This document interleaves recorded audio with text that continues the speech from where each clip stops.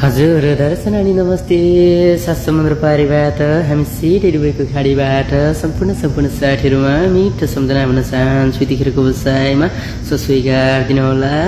आज हाम्रो यतिखेरको व्यवसायमा चाहिँ विशेष गर्मी एकदमै बढेको कारणले गर्दाखेरि चाहिँ सिफ्टी मिटिङ हुन गइरहेको छ। गर्मीमा के गर्ने, कसो गर्ने, कसरी आफ्नो ज्यानको केयर गर्ने भन्ने विषयमा चाहिँ सिफ्टी मिटिङ हुन गइरहेको छ है त।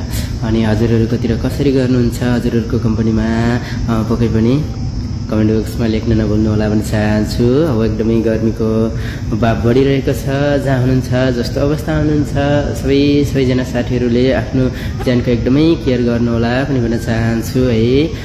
गर्मीको भाव एकदम बढेको कारणले गर्दाखेरि गर्मीमा एकदमै गाह्रो हुन्छ।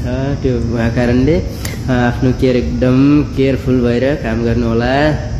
जहाँ हुनुहुन्छ, जस्तो अवस्था हुनुहुन्छ, स्वस्थ रहनुहोस्, व्यस्त रहनुहोस् पनि भन्न चाहन्छु मेरो तर्फबाट है त। सबैलाई फेरि पनि मिठो सम्झना भन्दै अब चाहिँ हामी सेफ्टी मिटिङ सकेर पनि चाहिँ फेरि अब हिँड्ने टाइम हुन लागेको अवस्था छ है त। यस्तै छ हामी परदेशीको जिन्दगी। अब गर्मीको सिजन आइसकेको छ। एकदमै गाह्रो महसुस हुने दिन है यो चाहिँ। बाई बाई सबैजनालाई आफ्नो केयर गर्नु होला। Take care.